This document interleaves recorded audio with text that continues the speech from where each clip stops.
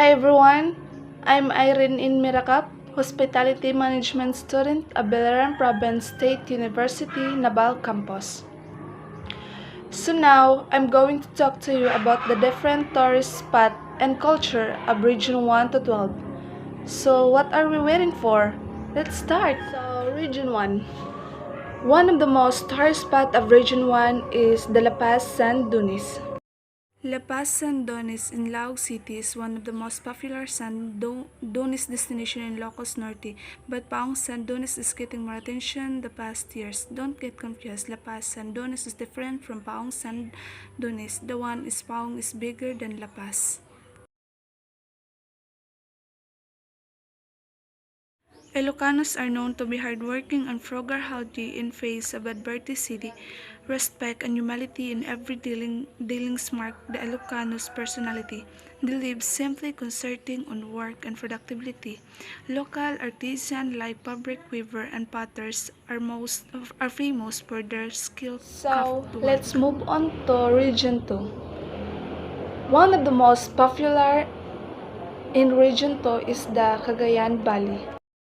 Cagayan Valley is one of the regions in the Philippines that makes travelers fall in love easily with the country's beauty, with lots of breathing, talking rolling hills and mountains and lowland in between, cold breeze of fresh air, blue seas, majestic thick waterfalls, evergreen forests, jaw-dropping caves, and many centuries-old historical landmark and electrifying festival. Cagayan Valley is the region surely a one-stop destination for travelers looking for magnificent view and unforgettable experience.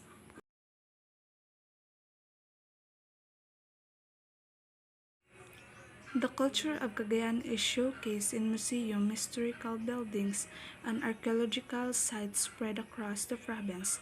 In Solana, the Neolithical archaeological site in Lana have yielded stone tools used as early as 200 years back. So let's move on to Region 3. One of the most famous tourist spots in Region 3 is the Mount Pinatubo. Mount Pinatubo is an active extratovolcano in the Zambales Mountain, located on the tri-point boundary of the Philippines province of Zambales, Tarlac, and Pampanga, all in central Luzon on the northern island of Luzon.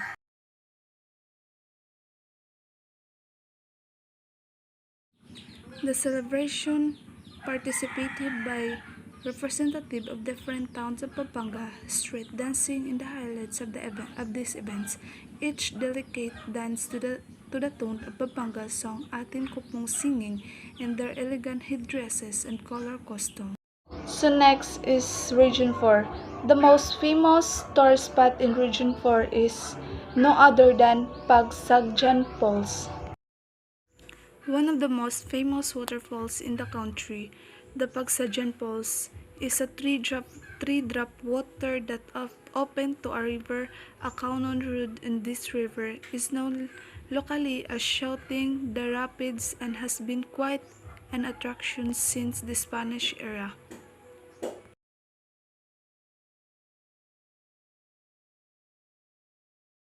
Calabar Soul's staple food, the coconut has shaped the cuisine of these various provinces in dishes including buko pie, or coconut encrusted on a flaky crush. There even a local coconut vodka lambanog that feature heavily in region celebrations. The Tagalog recipe of lechon kawali, deep-fried pork belly, is also popular here as elsewhere in the country. So next is Region 5, which is Mayon Volcano. With other countries, many of nature, it's not surprising to see another jaw-dropping tourist spot in Bicol, Albay. Mayon Volcano is one of the most beautiful wonder of nature in the country.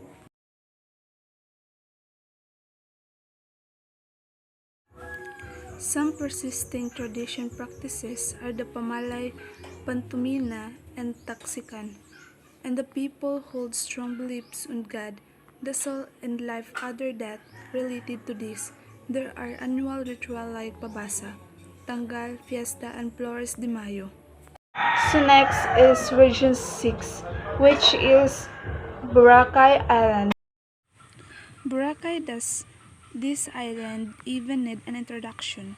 Boracay is not a famous Western Visayas tourist spot, but it's a popular to all the world.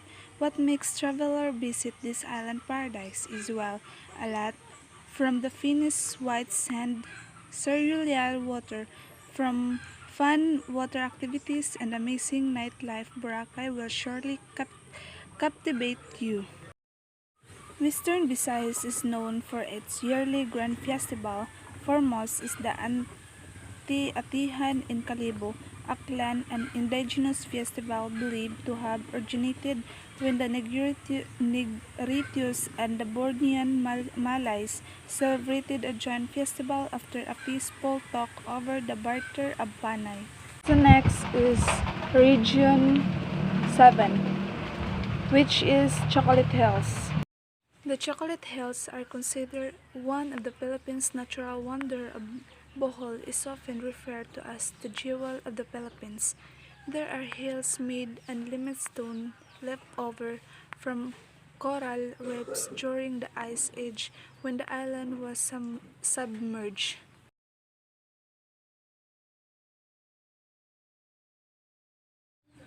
The Visayas broadly share a maritime culture with a strong Roman Catholic tradition, merged with cultural elements through centuries of interactions and intermigrations, mainly across the sea sa Visayas, Sibuyan, Camotes, Bohol, and Solo, and in some secluded areas merged with ancient animistic politistic influence.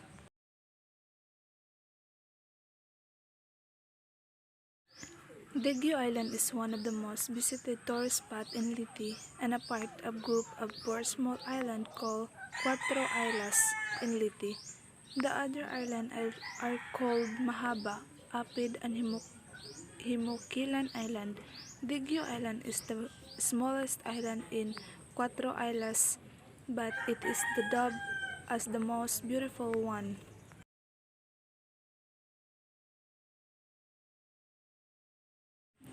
Homemade industries include hat and basket weaving, metal craft, needlecraft, pottery, ceramics, woodcraft, shellcraft, and bamboo craft.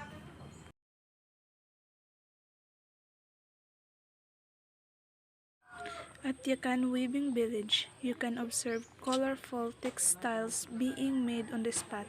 You most likely recognize these popular textiles as seeing them in the form of forces, parkas, and more along your travel in the Philippines.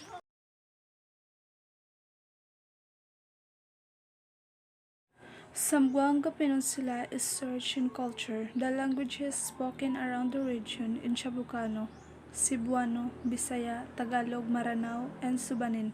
It is a Spanish-based Surreal language. It is a combination of vocabulary mainly from Spanish with grammar mainly from Tagalog and Cebuano.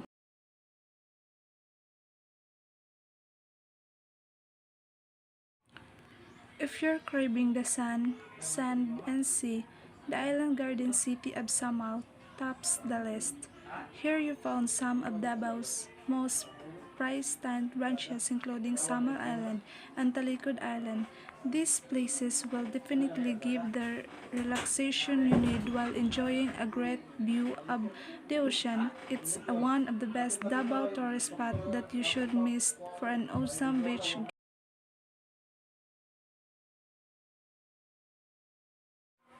Bisaya, Boholano, and Cebuano are the major ones. Native languages are still used like Higayanon in Misamis Oriental, Marinao in Lanao del Norte, Subanin in Misamis Occidental, Binukid in Bukidnon, and Kinamigin in Camiguin. English and Tagalog are also understood but not usually spoken.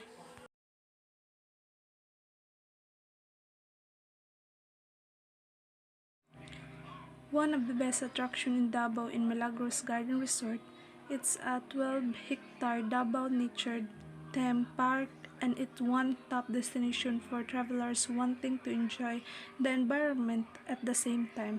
Find refuge in the sincerity of the area.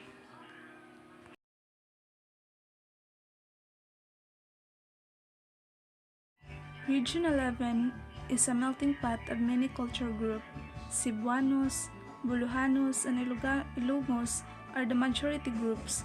Others include Magindanaos, Maranos, Manubos, Tibulis, Bagubos, Bilans, Samal, and Agtas.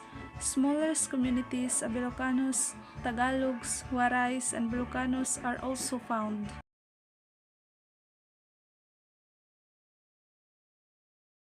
If you think you can only find the iconic tarsier in Bohol, think again. They also have it in the South Cotabato. Unfortunately, it's an endangered species due to deforestation and illegal hunting.